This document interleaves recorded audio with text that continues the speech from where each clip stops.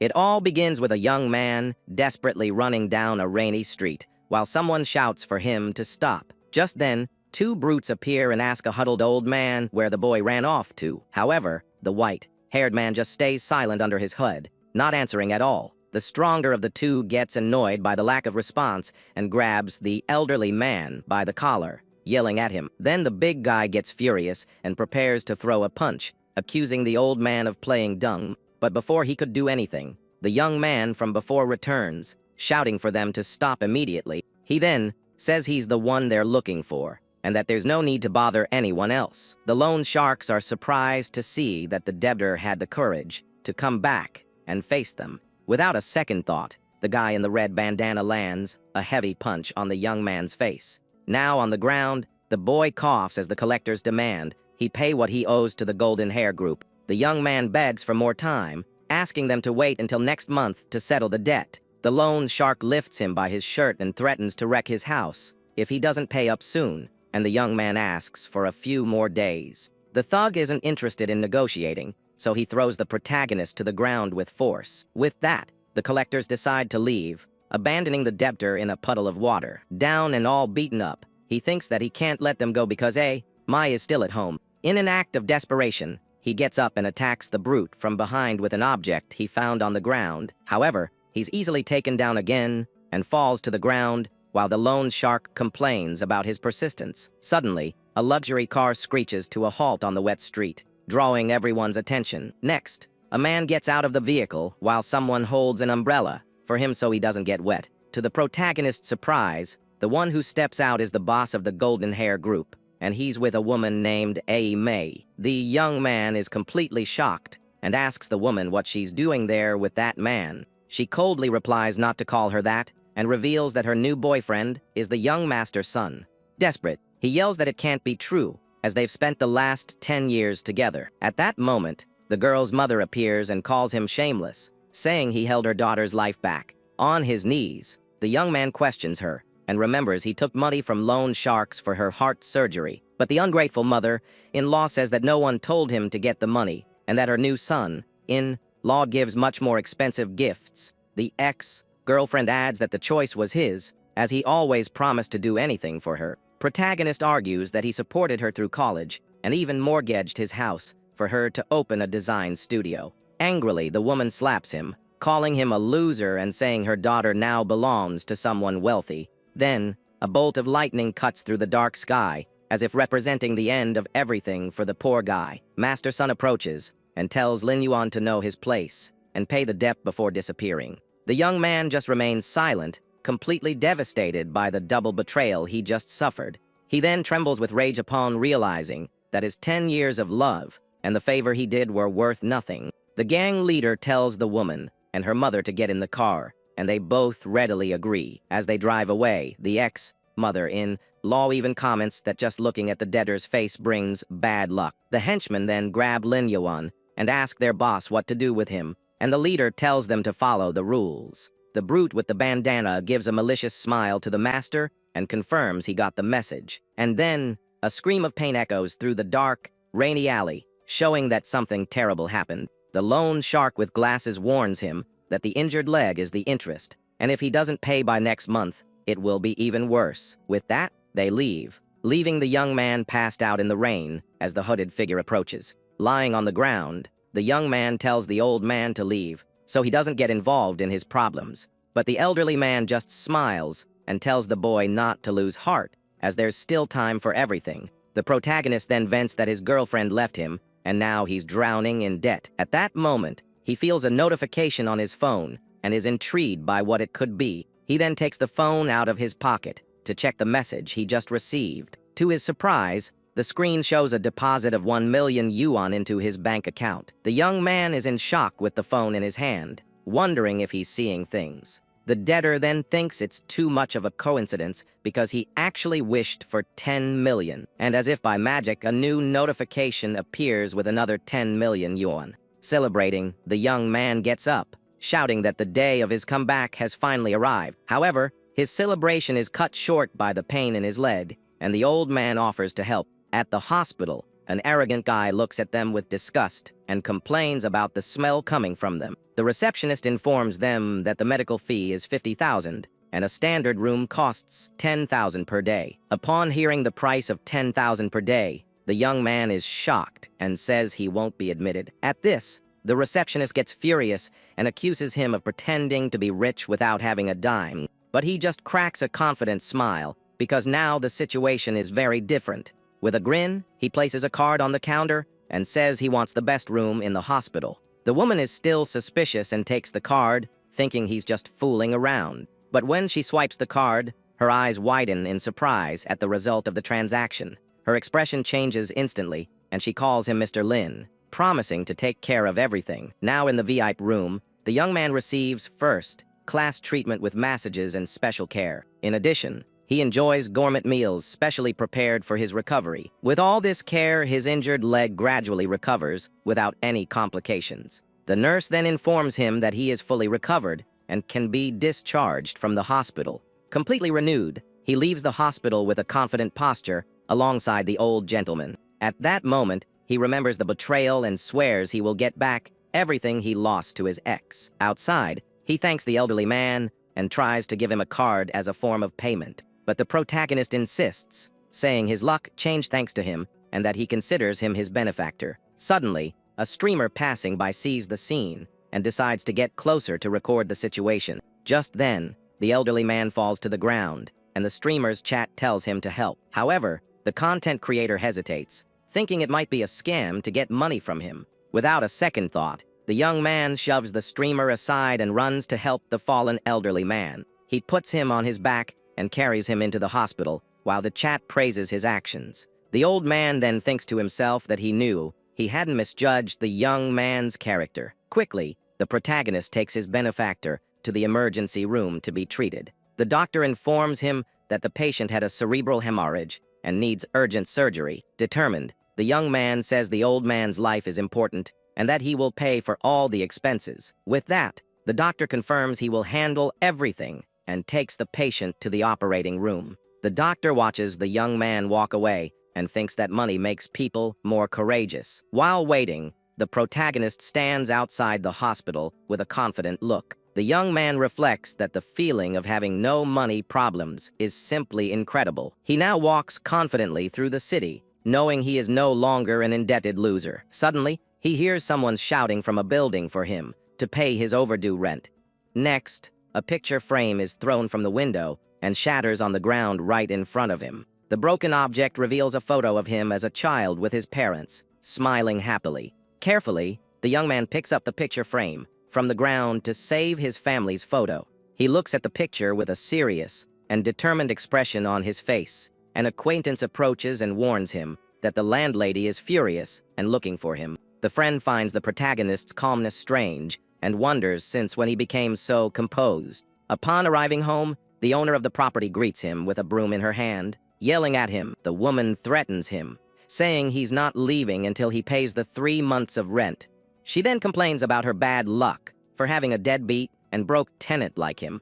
The young man looks at the photo and thinks that he made his parents suffer during the first half of their lives. The shouting catches the attention of the neighbors, who come out to see what's happening. One neighbor comments that she heard he doesn't pay his rent and his girlfriend left him. Another resident agrees, calling him pathetic and saying he deserved to be dumped. The landlady gets even more irritated with his silence and asks if he's pretending to be deaf. She continues her lecture, saying she's never seen someone so shameless in all her years of renting. The woman yells that he needs to pay today, or she won't have money for her mahjong game. Calmly, he holds her finger and asks if that's all she wants with a cold look. The landlady is confused by his question and stares at him, not understanding anything. He then transfers 6,000 yuan to her, and she is shocked to see the money in her account.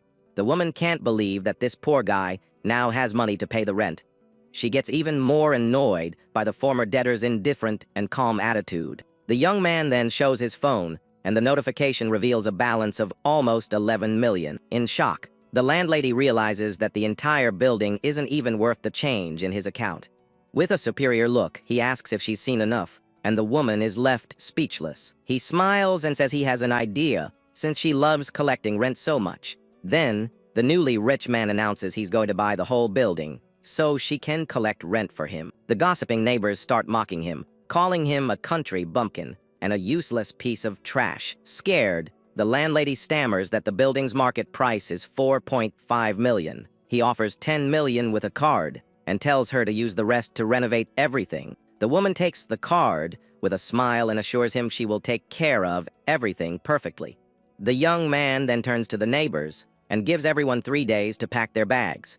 Outraged, they shout that their lease isn't over and that the rent is paid. The new employee yells that the building now belongs to Lin and his word is law.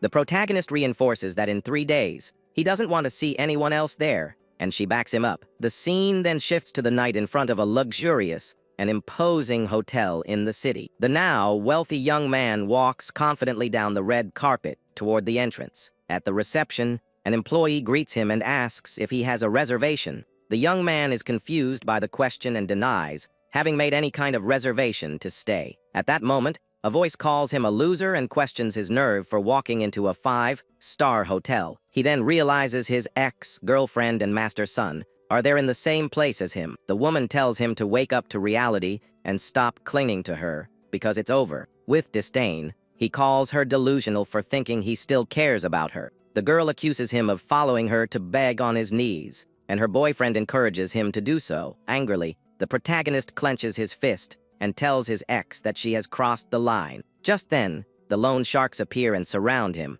asking if he finally got the money. The ex-girlfriend warns that Master Son is an important guest and he'd better not cause any trouble, but he cuts her off, saying he's only there to check in, not to listen to her rambling. Furious, the woman raises her hand to slap him across the face for his insolence. However, he easily grabs her wrist and says he doesn't have time to deal with the two of them. The loan shark with the bandana gets angry and threatens the young man for talking to them that way. However, before he could do anything, a firm voice shouts for him to stop immediately. The collectors are shocked to see who has arrived and recognize someone named Mr. Lee. The man who appears is Lee Tianyang, the biggest partner of the Jinfa group, an important figure. Master Son apologizes to the newcomer for the shameful scene and invites him in. He then says the protagonist is a deadbeat and that he's going to throw him out right now. With that, one of the henchmen grabs the young man to kick him out of the hotel, but he resists. Suddenly, a cane hits the floor hard,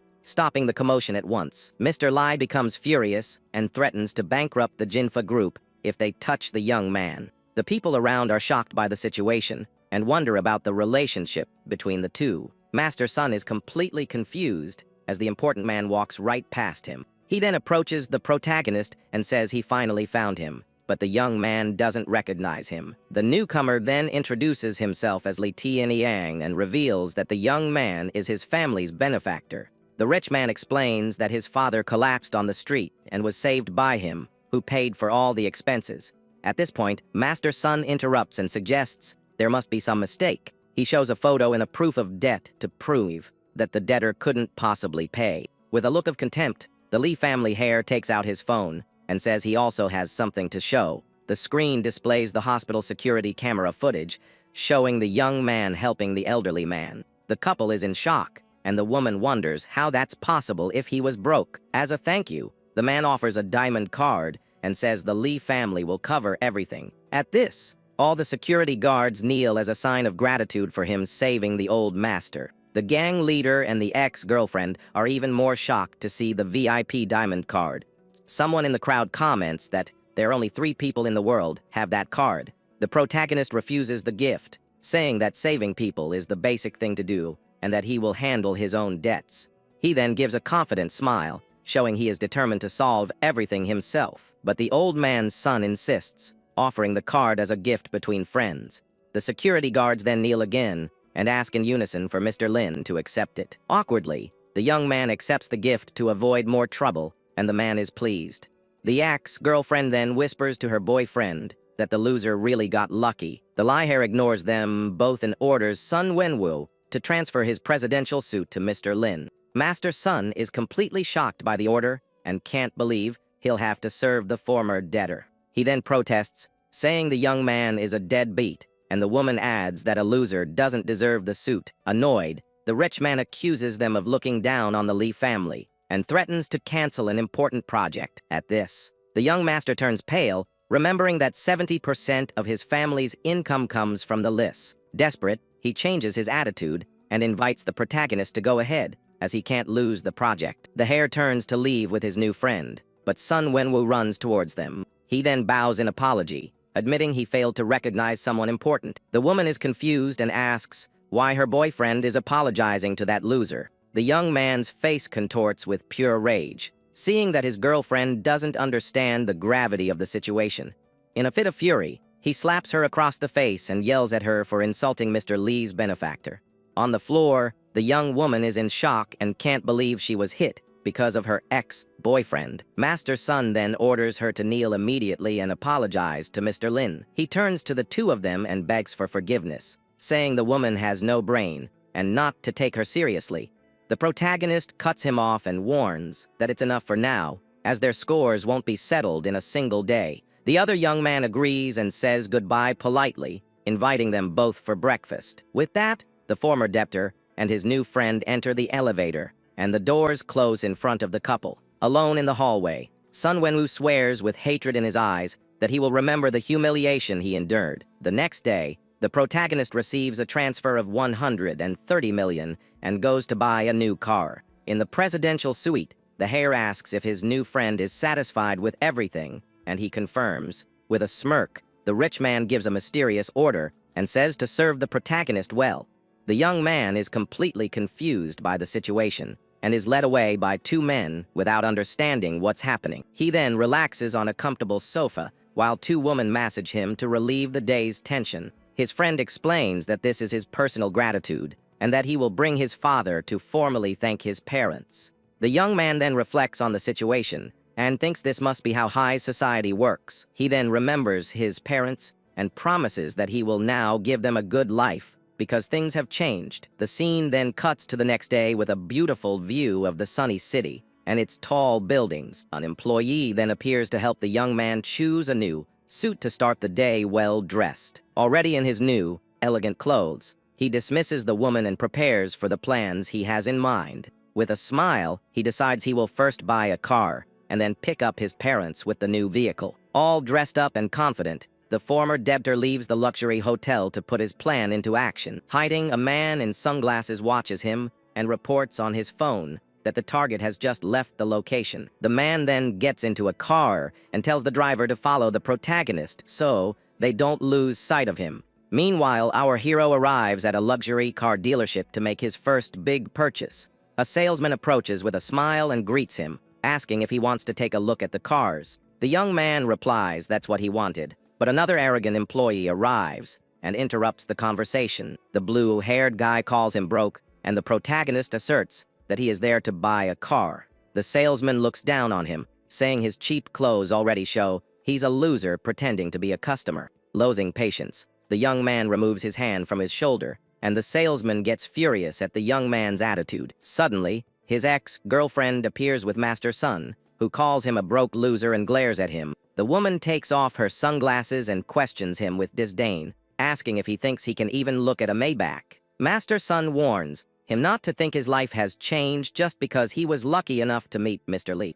He even brags that the girl the protagonist loved for 10 years is now his fiancée. The Golden Hair Group's henchmen then start laughing and making jokes about his uselessness. The ex-girlfriend thinks with contempt that she never had eyes for him because she knew he was worthless. Calmly, the young man agrees and says that if they were together, she really wouldn't be riding in a Maybach. He then points confidently and reveals that the car he's going to buy is actually that one over there. Everyone looks and sees a limited edition Bugatti that costs 130 million yuan. The arrogant salesman starts laughing and gives the protagonist 5 seconds to get out of there immediately, but he ignores the idiot and hands his card to the first salesman, telling him to handle the sale. The employee then takes the card with trembling hands and swipes it in the machine to close the deal. To everyone's shock, the screen shows that the transfer of 130 million was successful. The blue-haired salesman turns pale, wondering how that loser got so much money. At that moment, the clicks of the store manager's heels echo through the showroom as she approaches angrily. She then slaps the arrogant salesman and calls him a fool for insulting the owner of the Bugatti. The other employee is surprised by his boss's action and the protagonist just watches the scene. The manager turns to the customer and promotes the good salesman, giving him the full commission from the sale. The newly promoted young man thanks her very emotionally and bows to the manager and his new client. The protagonist says he deserved it, unlike others who only know how to look down on people. The arrogant salesman is in total shock when the manager yells that he is officially fired. Desperate, the guy begs for another chance and says he made a huge mistake by judging the customer by his appearance. He then kneels in front of the rich young man and asks for the young master to have mercy on his job. But the security guards drag him out while the ex-salesman screams about his debts and mortgages to pay. With everything settled, the manager smiles and offers 30 days of exclusive service with a model and a luxury driver. She then introduces the beautiful Kun Mu, who is a world champion and will be the hero's new companion on this journey. Master Sun tries to approach, but the security guard stops him, warning that only Bugatti owners can speak with her. Furious, the frustrated rich kid thinks that the protagonist only got all this because of the Lee family's influence. The next day, the new millionaire arrives in his old village, driving the supercar alongside the elegant driver. He waves to two old ladies resting in the shade, and the women are astonished to see who has returned home. They then ask why his ex-girlfriend didn't come, and who this beautiful young woman accompanying him now is. With an elegant smile, the model introduces herself to the aunties, revealing she is just the rich young man's private driver. The young man calmly says goodbye and informs them he's going to visit his parents, while the neighbors are left speechless. As soon as he walks away, the gossips start talking badly, saying he must be pretending to be rich just to show off. Arriving in front of his house, the protagonist remembers how simple but very honest life was in that old place. Suddenly, a loud shout from inside the residence breaks the silence, and someone threatens to strike a defenseless old man. The hero feels his blood boil upon hearing a bully's voice, intimidating his family inside their own home. Upon entering, he sees a brute grabbing his father by the collar while his mother cries desperately on the living room floor. The man tries to defend himself, saying he only bumped into a tree seedling and the amount they're charging is a ripoff. But the thug yells that the plant was a very expensive imported pine tree and demands 100,000 yuan for the damage immediately. His accomplice suggests taking everything of value from the house, while the bald villain smiles with evil in his eyes.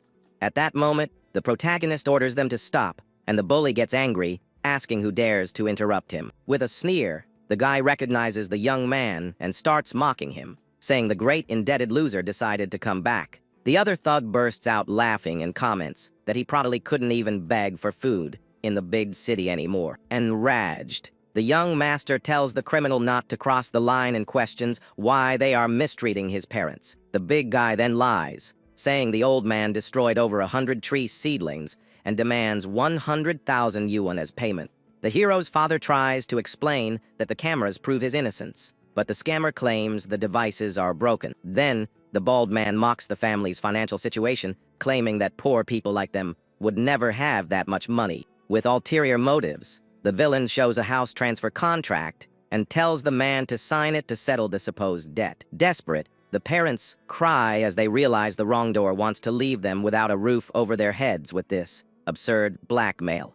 In that instant, the young man glares at the enemy with hatred and states he has been oppressing the villagers for too long. The bully just laughs at the threat and wonders if the former debtor really thinks he became someone important out there. Suddenly, the sound of heavy footsteps echoes through the place, indicating that the gang brought backup for the trouble. Surrounded by several henchmen armed with bats, the hero is told there will be no more talk, and that today he will suffer the consequences.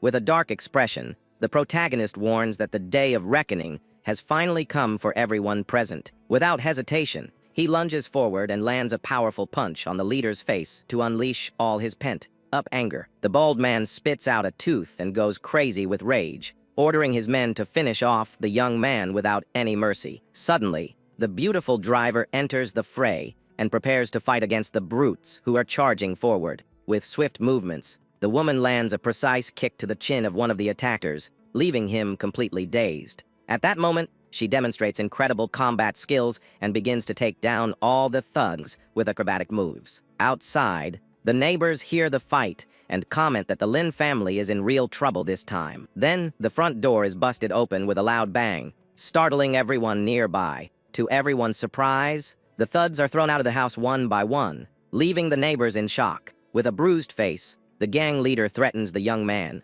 saying their revenge isn't over yet. With that, the bullies flee with their tails between their legs while the protagonist watches with contempt.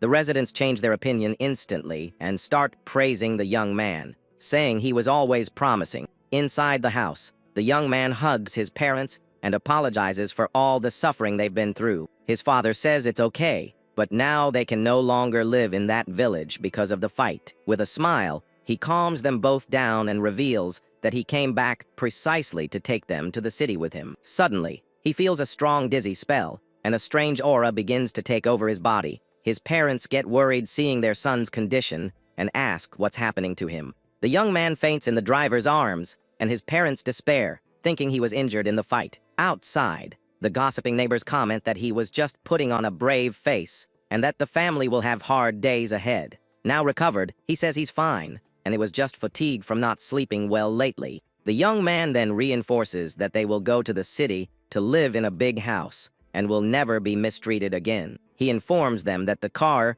is at the village entrance, and that they can leave whenever they wish. As they walk away, the neighbors start gossiping again, wondering why he would take his parents to the city. But they are all left speechless when they see the luxury car and speculate on how he could afford something so expensive. Hours later, they arrive at a fancy building, and the son says that now they need new, proper clothes. His parents are intimidated by the luxury of the place, and say they don't want to go in to avoid causing trouble. With a smile, he tells his parents not to worry, as their son has no shortage of that kind of money. But his mother gets a fright when she sees a price tag with the value of 999,000 yuan. Desperate, she tries to pull her son out, saying that it's a robbery and they can't afford it. In the process, the lady accidentally bumps into a woman who calls her a blind fool for not watching where she's going. The young man's mother quickly apologizes for the bump and says it was entirely her fault. To her surprise, the woman recognizes her and complains about the bad luck of running into poor, deadbeat relatives. Mrs. Lin is confused by the treatment and asks what the other woman means by that insult. The ex-mother, in-law, tells her to know her place and stay away so she doesn't get her designer clothes dirty with the smell of poverty.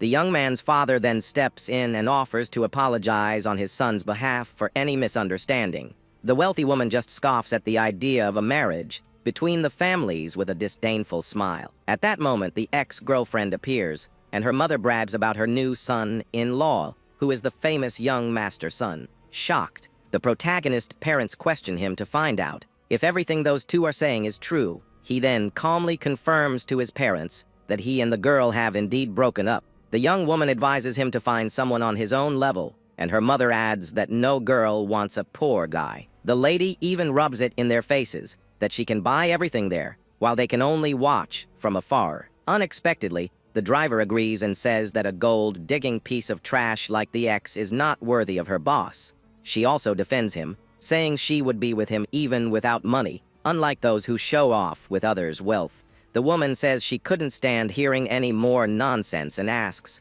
if Mr. Lin wants to keep listening to that. With that, the young man takes out his card and tells the saleswoman to pack up everything in the store for his parents and his companion. The employee is in shock and stammers that the bill would be at least 8 million yuan and asks if he's serious. The ex-girlfriend doubts it and says he's lucky if he has 800 yuan in his account and that he's just pretending to be rich. But to her astonishment, the machine confirms the payment of 8 million yuan without any problem. The ex-mother-in-law accuses the young man of using a credit advance, but the saleswoman defends him, saying it's a black card. The woman then says he must be using Mr. Lee's card, and the protagonist decides to open her eyes for good. With a smile, he announces for everyone to hear that he's going to buy the entire store to end the argument. The employee turns pale and informs him that the store costs 100 million, and the lady yells that it's impossible for him to have that much money. He then says he's sorry to disappoint her,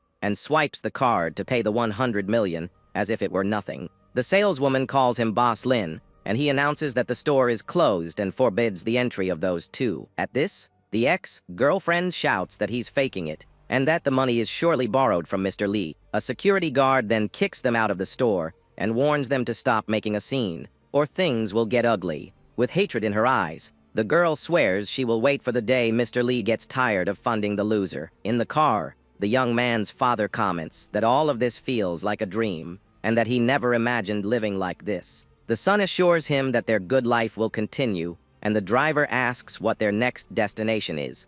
He then decides to go to the biggest auction in the city, because his father likes to collect antiques, and now he can afford them. The scene then shifts to the night, in front of the imposing building where the Zhongqing charity auction is taking place. Inside the hall, a man thanks the Tiania group for their support and asks the guests to enter with their invitations. At the entrance, an employee stops the family and asks them to show their invitation to enter the event. The man calls them country bumpkins and asks where they bought their fake clothes, telling them to leave. The protagonist gets furious at the insult and glares at the arrogant employee, asking what he just said. The man threatens to throw them out, but before he can do anything, a firm voice shouts for him to stop. The son of the saved old man appears and asks why the security guard dares to touch his VIP guest. At this, people recognize Li Tianyang, and the employee is shocked to see such an important figure. Desperate, the security guard tries to explain himself, but fear prevents him from forming any coherent sentence. The rich man then orders his men to take the guy away, so as not to spoil Mr. Lin's mood. Next, the light-hair bows and apologizes to the protagonist and his family for the shameful scene. The people around are shocked, wondering who this boy is to receive a personal apology. The young man's father is completely confused and asks his son what is happening at that moment. The other young man then explains that the hero saved his father's life, and that's why he is his family's benefactor. With everything resolved, he invites everyone to enter the hall as the auction is about to begin. He also says that as the organizer, he hopes everyone has fun and mentions a final item for Mr. Lin. The auction begins with high bids, and a vase is quickly sold for over 5 million yuan. Later, the auctioneer announces the night's great treasure, a special item called the treasure, bringing Roi. The piece is made of 10,000-year-old warm jade with night pearls and red gold encrusted in it. The object also has a purple sandalwood base with 7 jewels and gold threads, a true treasure. Besides being beautiful, the item attracts wealth and protects the home from financial misfortunes, according to the description. With that, the auctioneer announces the starting bid of 10 million yuan, and the bidding begins in earnest. Suddenly, a mysterious voice echoes in the protagonist's head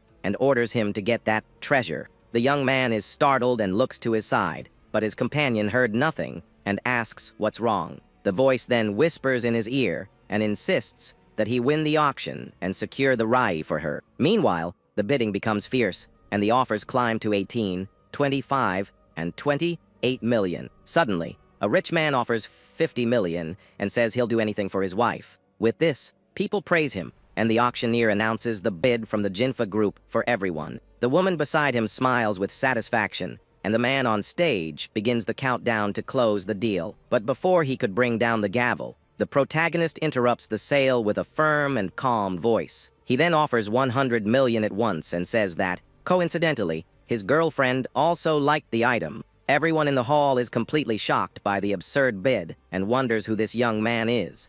The auctioneer warns that, according to the rules, bids over 100 million require an on-the spot asset verification. Unfazed, the young man agrees to the rule and authorizes the verification of his assets for all to see. The big screen then displays a balance of over 900 billion, and everyone realizes he's a hidden tycoon. Next, the auctioneer asks the other competitor to also show his assets to continue in the bidding. To the rich man's shame, the screen shows that he only has 90 million in his bank account. The man on stage then informs that young Master Sun's limit is not sufficient and removes him from the auction. Outraged, he stands up and protests, saying that is only part of his assets, but he is reprimanded. The man is left speechless and can only break into a cold sweat from the shame and anger he's feeling. His companion tries to calm him down, saying the loser only got that because of Mr. Lee and that it won't last. With that, the gavel falls, and the auctioneer announces that the treasure, bringing Raui, now belongs to Mr. Lin Yuan. The Lee heir congratulates him and invites him to a VIP room to rest for a bit, and the young man accepts. Once there, the CEO of another group introduces himself and hands his card to the new tycoon in town. Upon holding the Roi, the protagonist feels a strange presence, and a mysterious shadow appears in front of him. Suddenly, The artifact begins to glow intensely with a powerful light in his hands. Suddenly, the young man feels a terrible headache and groans in pain as everyone gets startled, and someone yells to call an ambulance urgently. Just then, the young man realizes he's floating in a dark space and wonders where he could be and if he might have passed out. With his vision blurred, he puts a hand to his face to shield himself from a bright golden light that begins to fill the area. Before him, the energy transforms into a huge, shining golden tunnel, leaving the young man completely shocked by the scene. Soon, a giant entity dressed in red reveals itself, declaring it is the ninth god of wealth of the three realms. Completely astonished, the protagonist breaks out in a cold sweat as he repeats the deity's title, unable to believe what he was hearing. At that moment, a light fills the young man's chest as the entity warns that a great financial tribulation is approaching. As the entity begins to disappear into the light, the boy gets desperate, asking it to wait and explain things properly. Then, the young man's eyes snap open, revealing a bright, golden pupil filled with mystical power. With that, he realizes he's lying in a hospital bed and wonders if the whole thing was just a crazy dream. But the new millionaire's reflections are cut short as the sliding door to his room slowly begins to open. Soon, the heir of the wealthy family enters the room with a smile, celebrating the fact that his benefactor has finally woken up. The man in the suit asks if he's in any pain and offers to call the doctors, but the patient assures him it was just a lack of sleep. Just then, the wealthy man's expression shifts to a more serious tone as he tries to find out if his friend is facing any difficulties. Determined, the protagonist raises a finger and confesses that he plans to start a company to head against his enemy's group. The visitor laughs and shows his full support for this revenge, but the patient, sweating nervously, tries to explain it's not just personal anger. The boy then argues that those predatory lenders ruined the futures of many young people, and that he wants to give those people a new chance. Impressed by the young man's nobility, the heir places a hand on his chest and swears he will do everything to support this grand project. With that, the young man asks for a favor to help with the legal registration of the new corporation, and the man in the suit promptly asks what the name will be.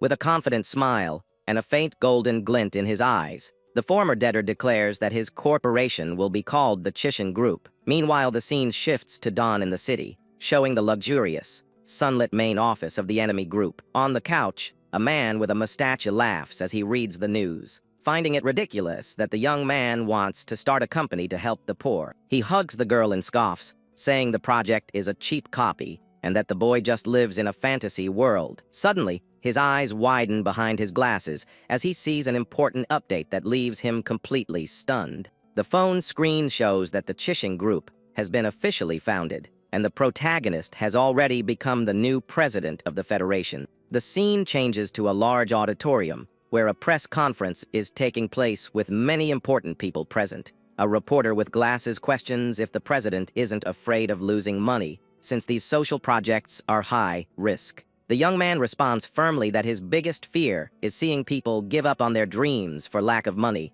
not financial loss. With a confident smile, he states that as long as the project helps people, he can endure any short-term risk. Then, a female reporter stands up and asks if he has considered the problem of the barren southern mountain, which is considered a hot potato. The audience begins to whisper, saying that place is a money pit, and whoever gets involved there ends up going bankrupt and failing miserably. But the protagonist remains unfazed, declaring that it's not a problem, but an urgent social issue that needs to be resolved. In front of all the cameras, the new millionaire announces that his group will invest heavily in the development of that barren mountain. This causes an uproar, and all the journalists rush to ask questions about the capital and the timeline for the project to begin. Meanwhile, night falls on the city, and we return to the rival group's luxurious office, where the atmosphere is one of pure mockery and envy. The villain laughs loudly with his lover on his lap, saying that investing in that mountain is proof that the boy has no grip on reality. The woman smiles in agreement as the man says that loser loves to live in fantasies and is going to fall flat on his face very soon. His gaze turns dark, and he mutters that he wants to see how many days his rival's little game will last before it all comes crashing down. Back at the hero's group, we see a serious meeting in the conference room, where the mood among the new partners is quite tense. The wealthy friend is worried, warning that the mountain is a nightmare where 5 waves of investors have already gone bankrupt in the past. On the table, the project document shows the frightening numbers, with losses in the hundreds of millions, making the scale of the risk clear. The young man orders his assistant to contact the experts immediately and demands a full report on the area in just 3 days. Just then, his wealthy friend appears with a folder and hands over the contact for the best construction team in the city to help with the endeavor. The very next day, an impressive fleet of yellow excavators gathers at the mountain's entrance to begin the heavy construction. With that, the workers start drilling into the rocky ground with jackhammers and analyze the blueprints to transform that arid place. The scale of the project quickly becomes gigantic, with conveyor belts and trucks moving tons of earth without stopping for a single second. A week passes, and the protagonist's phone buzzes, notifying him of a bank transfer of nearly 9 million that just came in. Suddenly, the office door flies open, and the beautiful secretary rushes in, flustered and out of breath, calling for her boss. Sitting calmly at his desk, the young man finds her panic strange and asks what happened that was so urgent. The employee then quickly extends her arm and hands him her cell phone so he can see the bombshell news with his own eyes. On the screen, a sensational headline calls the investor a fool and says the mountain project is a total failure with no return. In addition, the television shows a reporter live on the scene, questioning if the city's new mogul will be able to turn this risky game around. Worried, the assistant warns that public opinion has exploded against them and that the outside world is laughing at the company with pessimism. The young man walks to the window, observing the city, and realizes that his rivals launched this media offensive just to see him fall. But a confident smile appears on his face, as he knows very well that those enemies picked the wrong opponent this time. Meanwhile, in the enemy group's banquet hall, a lavish party is underway filled with beautiful women to celebrate the supposed failure. The villain dances closely with his lover and remarks mockingly that it would be a real fairy tale if that place ever turned a profit. With a malicious and venomous look, the mustached man suggests that the party is actually an early funeral for his rival's project. Excited, he raises his arm and announces to all the guests in the hall that he will be paying for all the expenses of that night of partying. However, the celebration is abruptly interrupted when the cell phone in his pocket starts ringing insistently, demanding his attention. When he answers, a voice on the other end of the line asks where he's been, as there are important people waiting for him at that moment. Just then, the villain is shocked to hear the bombshell news on the phone and questions in disbelief what he was just told. Consumed by fury, he violently throws his cell phone on the ground, shattering the device in front of all the guests. Seeing this, his lover tries to calm the playboy down, asking the reason for so much anger, but he seems to be beside himself, with veins popping on his face. The mustache man loses his temper and rudely yells for her to get out of his sight right now. He grinds his teeth in hatred, thinking of his rival, and refuses to accept that the one he called a loser has won again. Then the scene flashes back 1 hour to explain everything, showing the construction site under a heavy downpour. The protagonist arrives wearing a black cloak, and the foreman runs over to report the urgent situation they've encountered. The worker explains that the excavator hit something very hard while removing earth from that barren mountain. Upon closer inspection, they noticed that the rock was full of golden minerals, shining in the darkness. Emotionally, the worker reveals that they have just discovered a massive gold mine hidden in that place. The wealthy friend can't help but laugh and congratulates the young man, saying he's a good luck charm who proved everyone wrong. With a sly smile, the young man jokes that his determination must have moved the heavens to receive such a gift, but he soon turns serious and orders security to be tightened with full surveillance to protect their new asset. The partner then furrows his brow,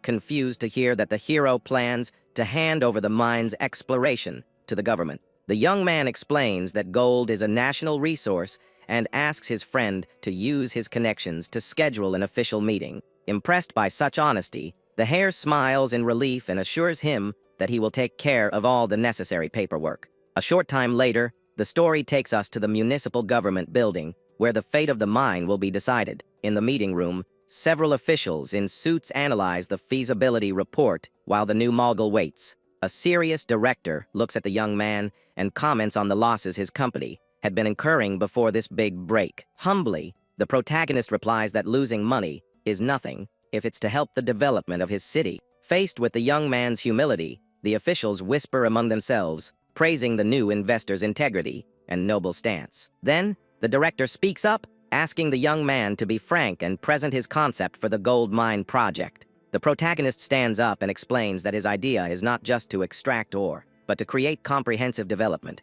He firmly proposes building a matrix that connects all local industries around that new source of wealth. The official is surprised by the ambition of the idea and questions if the young man truly has a concrete plan for it.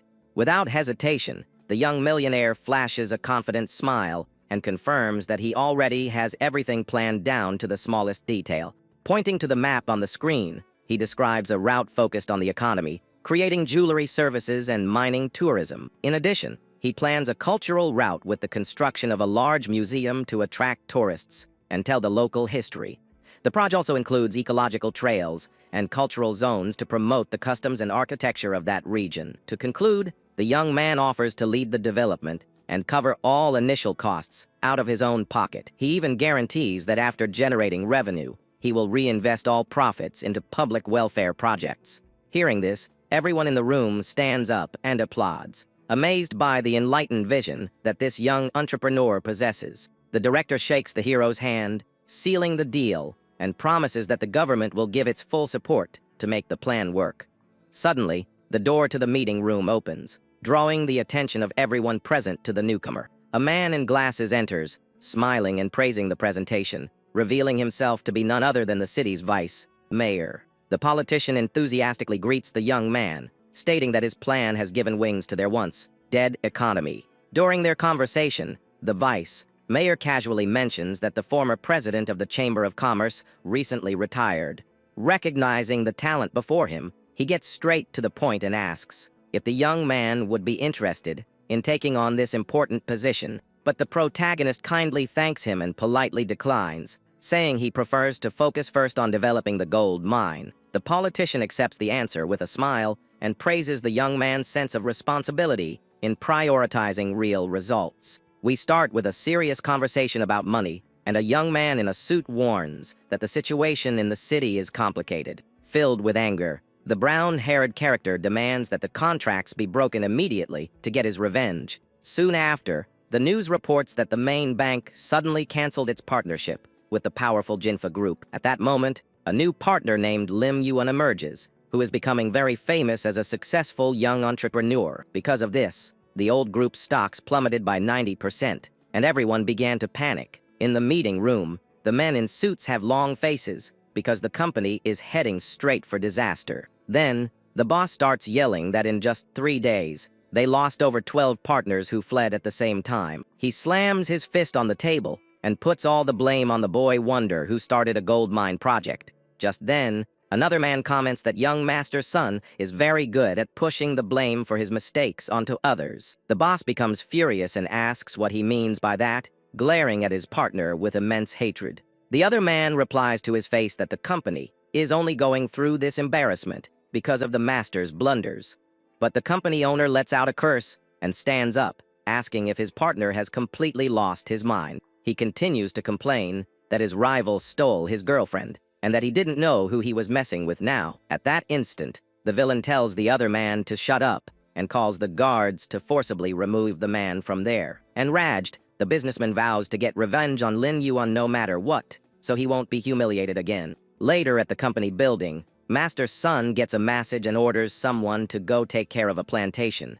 With a wicked look, he hands over a device to jam signals and tells his henchmen to handle everything carefully. He also hands over an envelope with a fake report and tells the employee to take care of the people at the agency. During a night of heavy rain, we see a truck and several figures near a field using a long hose. A few days later, a crowd shows up at the mountain construction site, shouting for the protagonist to come out and give an explanation. A reporter appears in front of the cameras, warning that the Chishan Group's construction is polluting the region's land. Soon after, she interviews an elderly woman who cries, saying their entire crop was lost and they have no way to eat. At that moment, an furious man shouts that the company has given no response and that they will take the case to the government. With that, the residents begin to demand justice and ask that the young entrepreneur Lin Yuan face severe punishment immediately. Meanwhile, at the Jinfa company building, the villain gathers all the city's press to spread more lies to the public. He gets on stage and says he hates companies that don't think about ordinary people and only seek profit at any cost. Then, the audience starts to agree with Master Sun's words, saying this situation could even end in tragedy. Being very dramatic, the scoundrel asks everyone to save the city's people while pretending to be very concerned about the poor. Soon, the reporters assure him they won't let this supposed crime go unaddressed and will demand a solution soon. Just then, several newspapers start publishing headlines calling the hero a heartless mercenary who is destroying everything. With a wicked smile, the villain thinks that the protagonist will never survive so much pressure from all sides. On a giant screen in the middle of the street, the news reinforces that the pollution is severe and the people remain outraged. In front of the construction site, the crowd doesn't stop shouting for the hero to come out, angrily carrying protest signs. From the top of the building, the young man observes all the chaos below, but doesn't seem the least bit scared by the commotion. Worried, his friend suggests he wears security gear and escapes secretly in a car to avoid being mobbed by the crowd. But the protagonist smiles and says he did nothing wrong, so there's no reason for him to hide from anyone. At that instant, he reveals that he was already expecting this attack and has prepared very well in recent days for the counterattack. Then, the young man shows a flash drive and explained inside he has saved proof of bribery and official water test records. With great confidence, he explains that he has the backup of all the security cameras to prove who the real culprits are. Finally, the hero hands the device to his ally and orders him to take everything straight to the agency's director. At that moment, the young man's ally talks to an official in her office and explains that the recordings are very blurry, but he assures her that, if they can prove the testing agency was bribed, it will be clear that it's all a setup against the company. The next day, an important announcement on a cell phone states that the Chishing Group will hold a press conference shortly. Meanwhile, the villain celebrates with his assistant, thinking he's finally going to get his hands on the city's gold mine. With a smile on his face, the scoundrel decides to go to the event to witness the moment of his rival's complete downfall up close. Then, the press conference begins with several reporters waiting anxiously to uncover the whole truth of the case. The hero gets on stage and starts showing the images recorded by the security cameras on giant screens for the audience. Just then, Master Sun gets confused when he sees that the recordings are full of interference and show almost nothing real. Very calmly, the young man explains that the cameras suffered an attack from foreign technology at the exact moment of the crime, but he reveals that specialists managed to restore everything in high definition and shows the culprit pouring the poison. The villain is shocked to realize his plan has failed and starts complaining that the tools he bought were useless. Then, the protagonist presents the results of new official tests done by the government, which prove the water's purity. The expert confirms that the previous report was completely false and that the testing agency received a lot of bribe money. With that, the people begin to realize that everything was fabricated to harm the hero and protect the real criminals. Realizing the situation has turned dire, Master Sun tries to sneak away before anyone notices his presence there, but he is immediately stopped by two police officers who ask the dishonest businessmen to accompany them to the station. Then, the hero makes a surprising announcement, saying that the gold mine now belongs to the state, and no one will profit from it alone. He guarantees that all commercial earnings will be used to help poor people and build public works in the city. Following the success of the press conference, the buildings in the region begin to light up with the news of the protagonist's brilliant victory. That day, the municipal government awards a Medal of Honor to the entrepreneur for his great contribution to all of society. However, in the middle of the ceremony, the young man starts to feel very ill and ends up fainting, while everyone tries to help him.